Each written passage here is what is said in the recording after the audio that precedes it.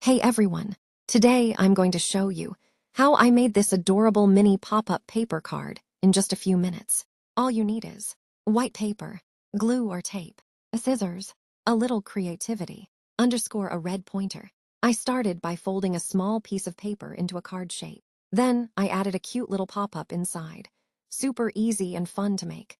I also decorated the front with stickers, doodles, and a sweet little message. You can write anything from "thank you" to "you're the best." And here's how it turned out. Simple, cute, and full of love.